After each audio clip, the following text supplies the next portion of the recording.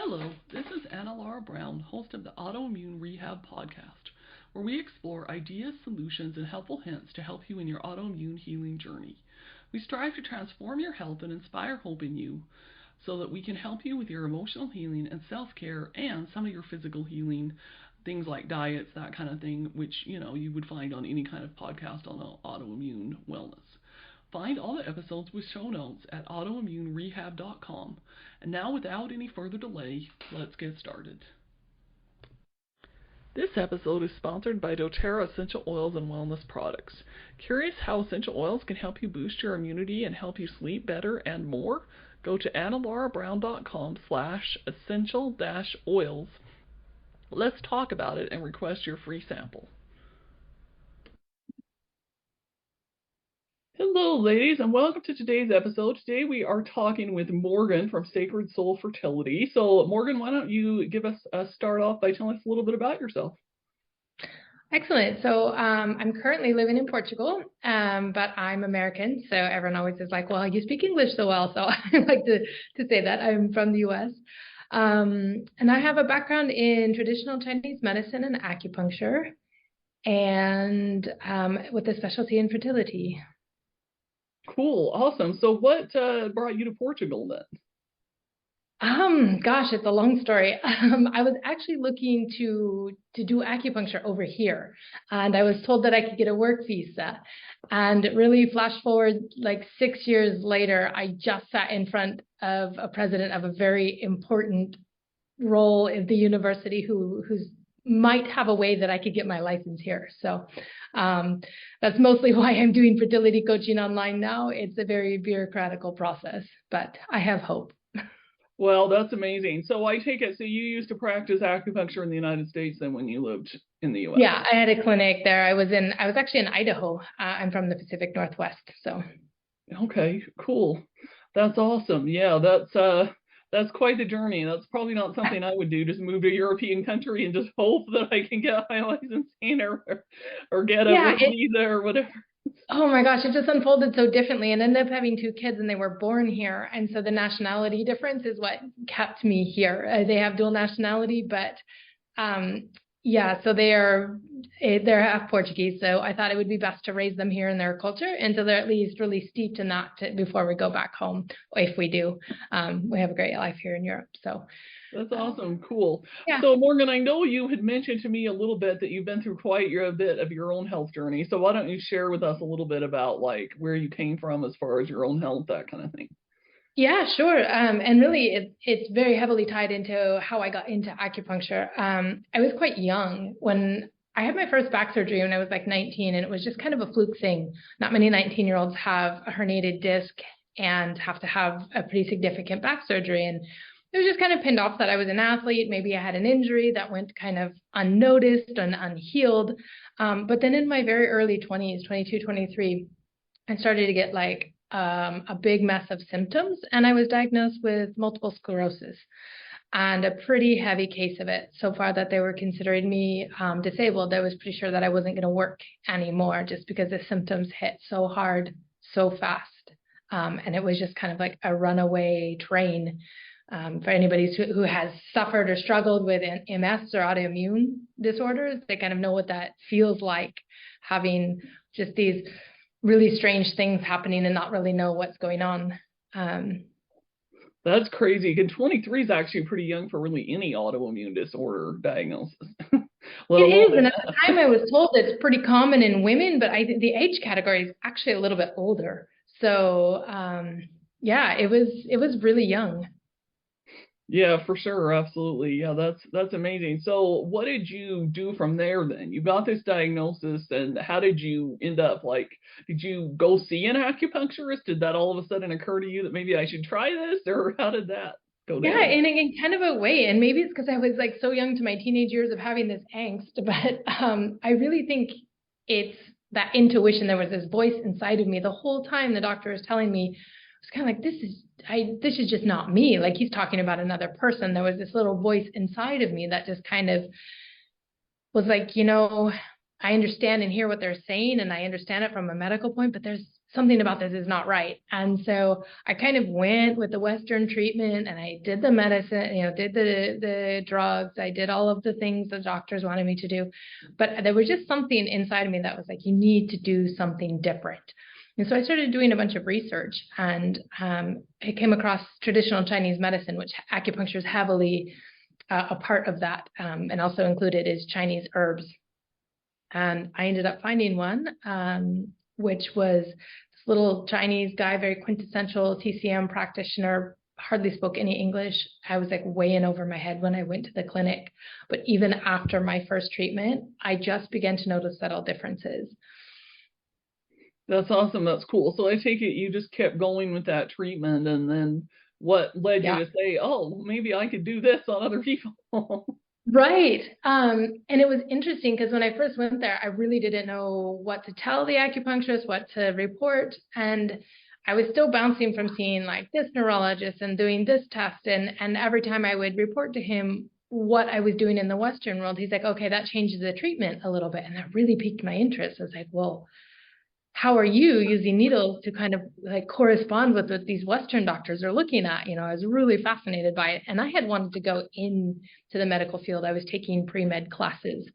So it just really, I started to see very clearly how that path could unfold in an educational purpose.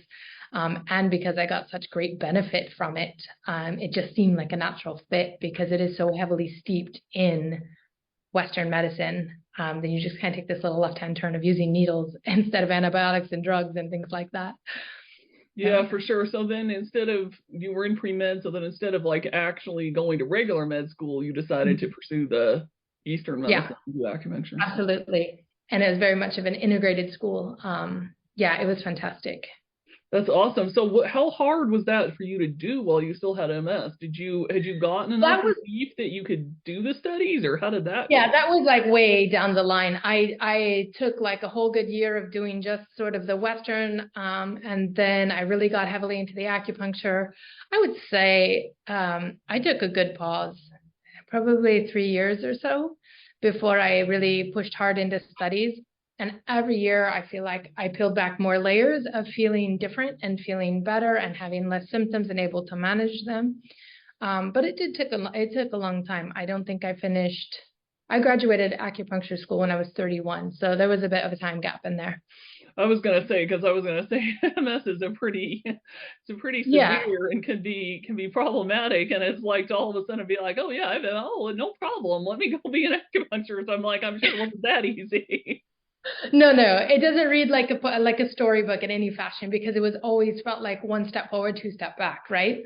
Even in trying to study, like having a hard time memorizing things, or just the sheer energy to like want to go to class and go to school and be a part of these things, and really having what I was learning from kind of the holistic approach was honoring all those aspects of me, those feelings I was having of being, disappointed and frustrated, physically not feeling well, these types of things, So I spent that time more caring for me, doing some gentle yoga, doing acupuncture, walking when I could, resting when I needed. It was a good pause. That's awesome. And so I take it you've probably been able to get off the Western medicine drugs today and that kind of thing, and you pretty much in remission then, or? Actually, my neurologist here in Portugal, very reluctant to like look at my case. And finally, over the last 6 years, she was willing to consider it a benign case, because whereas I still have the lesions that show up in the MRI, they're less than the originals. And I've not had any new ones through all of these years. So we have a deal. She's not going to push the medication on me unless I have a problem. I call her. So it's like, I feel really good about that, because for my case, I feel I can manage without the medicine and have a healthy lifestyle. That's awesome. That's amazing. So flash forward to, so you get your acupuncture license. Did you start your own clinic right away and start working with patients with MS? Or what did you do? I actually had a ton of people with autoimmune. Some were MS, and autoimmune just kind of cross over the way the body just kind of turns on itself. So I would treat everything from, like, when I first opened, you take everybody, right? So neck pain, back pain, but then you really start digging in and see how many people's bodies really aren't working to support themselves. And I treated like a lot of cases of MS, and just a lot of neurological things that didn't even have diagnosis. I found to be really successful to help neurological situations. That's awesome. That's cool. So if somebody's listening to this and they have an autoimmune condition and they're thinking, maybe I should try acupuncture, what kinds of things questions should they be asking? How should they go about finding an acupuncturist? Sure. Most states have lists of people. You always want somebody who's licensed, NCCAOM approved. You want somebody who's got that certification. They have always a list of great practitioners, and somebody who does traditional Chinese medicine. That means that they've gone to school for a very long time and know how to use acupuncture as a whole theory and a whole medicine. For example, you can go to your chiropractor and get acupuncture, but that is just needles being put in somebody's body. They take a class on a weekend and they learn how to release muscle pain. It's not going to be the same as somebody who's gone to school for, to get their master's or their doctorate in acupuncture and can apply this whole theory. Because for autoimmune and MS, you really need somebody who's trained in the theory and can apply the medicine to the whole body to get the most effects. Yeah, that's awesome. That's great that's definitely a great point to hear. I quite a few years ago, I actually used to go to an acupuncturist too. She had actually studied both chiropractic and acupuncture. She had both degrees, not just the weekend. She was a double Chinese medicine doctor and a chiropractor. And I unfortunately had to stop seeing her because she actually got a new job working at the VA, so she now only works with vets. So she doesn't see people who aren't vets anymore. But when she was at the regular clinic, she was amazing. This was even before my autoimmune diagnosis. And I remember she kept telling me, I think you've got autoimmune issues or whatever, and I'd go to the regular doctor and ask for tests, and they would run the tests and not run them right and laugh at me kind of. And it actually finally took me going to a naturopath doctor, so an ND rather than an MD, to actually get diagnosed, because the regular MDs just kind of blew me off. And at some point, I was kind of a little bit hesitant to be like, well, my acupuncturist says I probably have it, because I thought they would just laugh at me, which they probably would, but Yeah, and I know in the US, they're still working really, in other countries, they're really working hard to push forward the legitimacy of the medicine, because we are so heavily trained. And like your acupuncturist, I spent, an hour a week with my patients. How many weeks in a row? Like, you really get to know exactly the case you're treating. And so you can see things that a doctor in maybe their 15-minute scheduled time can't see, just because we have much more time where we're looking and we start to see patterns, right? Your acupuncturist started to notice patterns that you were suffering from and pointed her into this direction. Yeah, absolutely. Yeah. And at one point, I was actually even seeing her like 2 hours a week for a little bit. Yeah. And I had people, I would see them too in some of my neurological cases, like in severe crisis would be like 3 times a week, 2 times a week, 3 times a week, and then kind of for maintenance more once a week.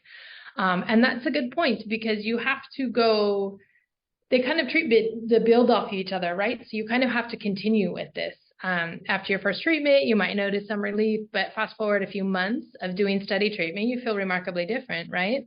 Oh, yeah, absolutely. In fact, I still go once a month to a different acupuncture clinic, and I was actually just there like 30 minutes ago from when we're recording this interview.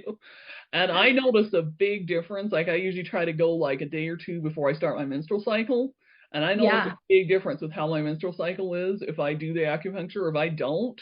Like about 4 months ago, I got COVID right before, and I couldn't go to acupuncture because I had COVID. And I noticed a big difference when my menstrual cramps.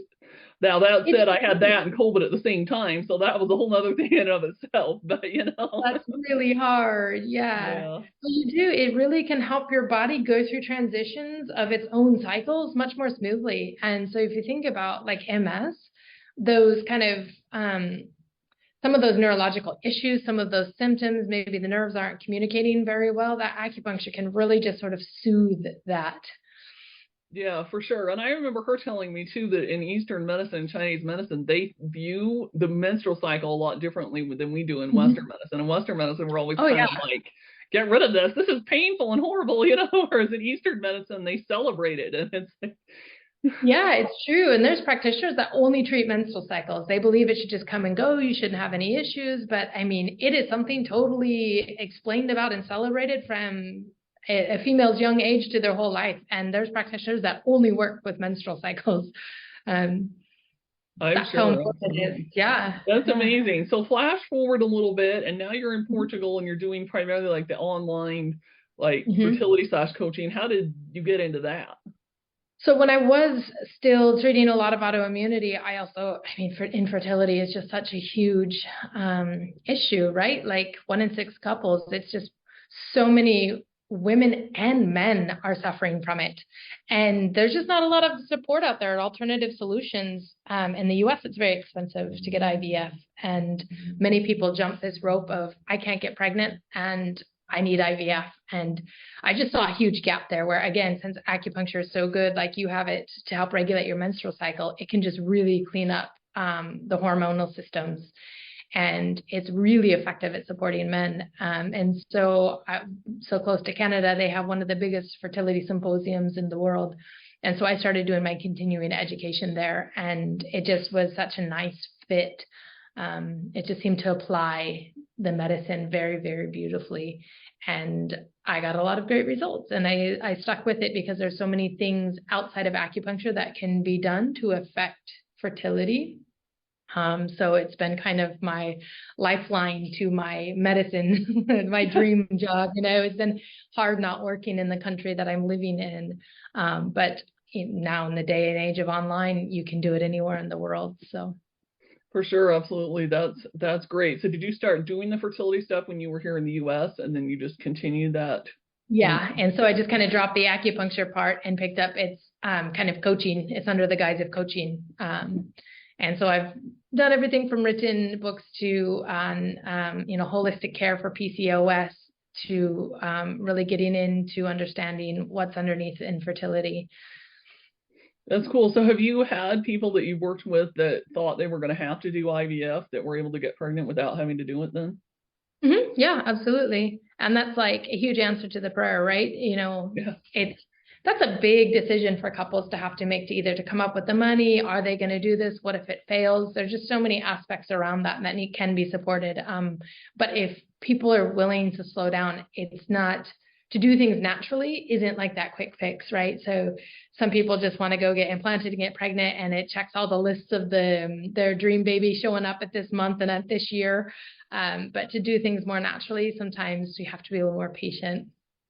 For sure, absolutely. I mean, it's just like everything. I mean, that's why some people want a drug for, MS or any autoimmune. They think the drug is just going to be a quick fix, but ultimately, at least my experience has been with autoimmune, that drugs are never the quick fix. In fact, they're not the fix No, at all, actually. no. And then you get this, I don't know about for you and for others, but for me, I felt like a lot of side effects and just feeling kind of that ick from having like to feel better. I had to feel worse in different ways. It was like, it just seemed like an unfair sacrifice where they were helping in some ways. I just felt really nasty in other ways. Oh yeah, absolutely. It's like I still take thyroid medication because my doctor's like, oh, I still think you need it and whatever. But like I discovered after a while of taking it that like didn't really feel that much greater, and I actually feel better. I have a specific supplement I take. It's for the thyroid, and I tell Yeah. you, if I don't have that, I really feel bad, and more Yeah, that so is than one even the thing I did medication. here. I do have low thyroid, and in the States, you can get it with T3 or you can get supplements, and they just don't, it just doesn't exist here. European and the supplements laws are very, very different. And that's one thing I still do take is the thyroid medicine because I notice the difference. If I don't supplement it, then I feel awful. Yeah, Yeah. crazy. Yeah, so they Yeah. probably have pretty strict regulations around you wanting to practice like the herbal side of things with people there too. They do, and I'm figuring out a way around it because that's a license that I'm getting in. Unfortunately, every European country only has X amount of substances registered, and so for Chinese medicine, I think there's 164 herbs registered here in Portugal, which is a fair amounts to make formulas and do different things. It's not the 300 and some odd I had at my clinic on hand Yeah. before, but hey, take what you got.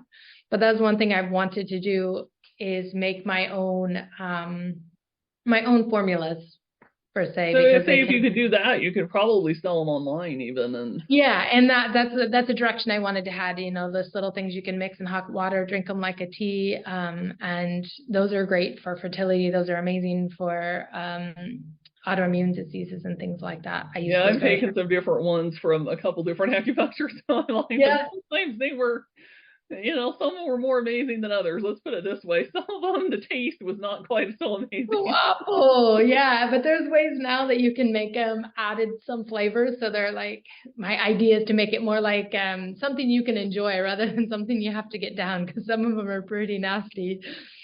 Yeah, for sure. I mean, well, it's like leaves and twigs, right? So it can't taste that great.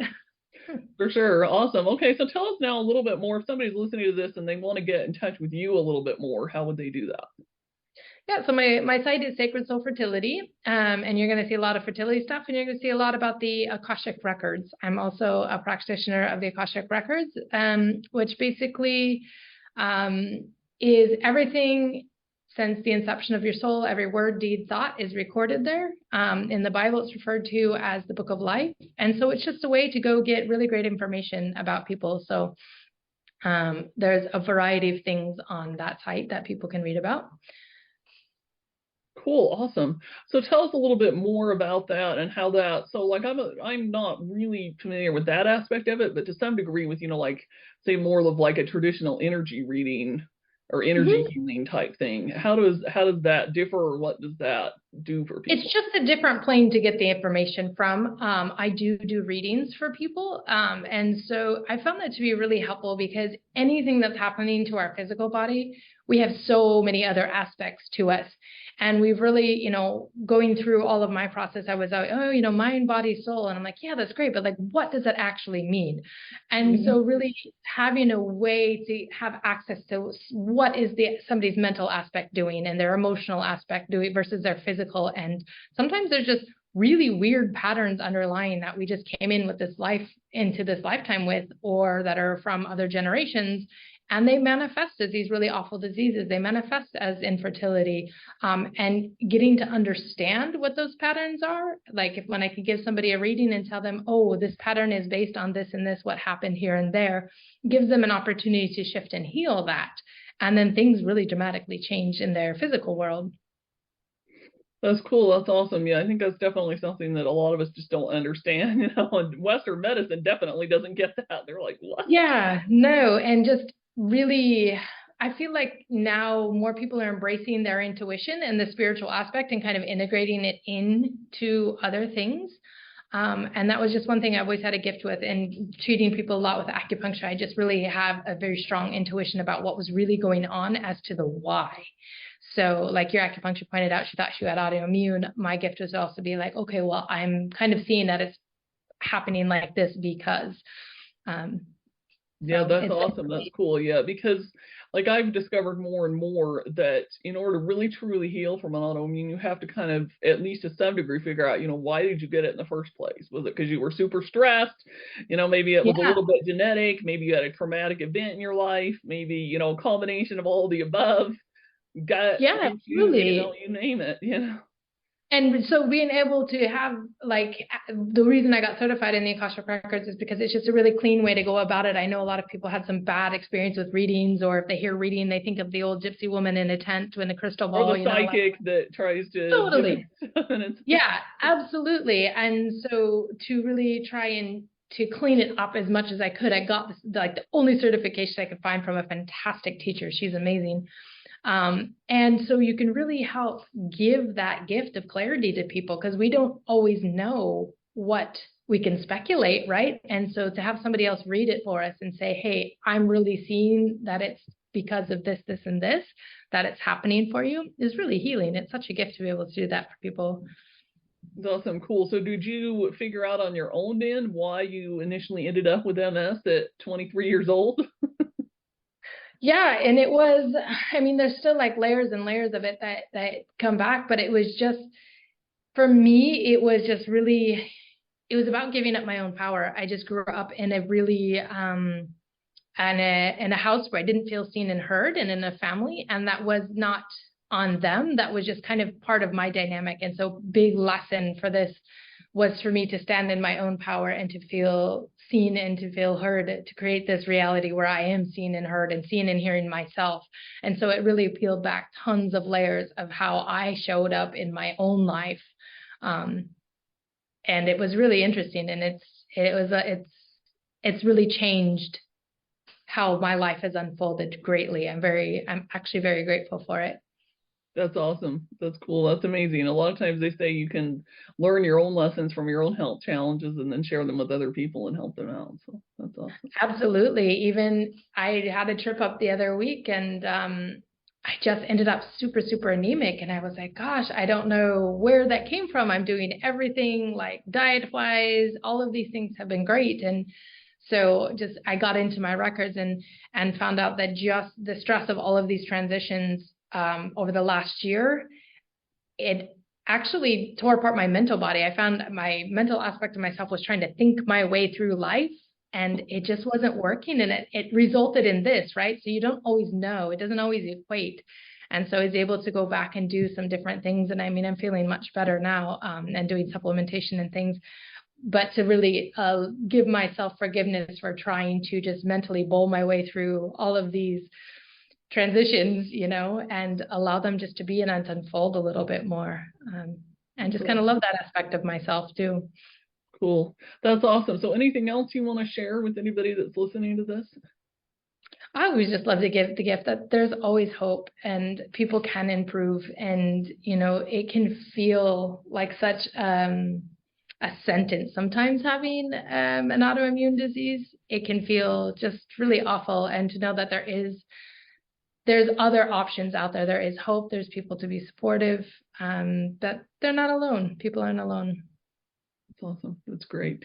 Thanks for sharing, Kay. So if you want to get in touch with her, we will have her links to her website and maybe some of her socials, some of the other things in the description. So you can go down below, check those out, follow her, subscribe, whatever else, we've got down there. Check it out. I've got quite a few social handles. Awesome. Great. Thanks so much for sharing with us, Morgan. You're so welcome. Thanks so much for having me. Mm-hmm.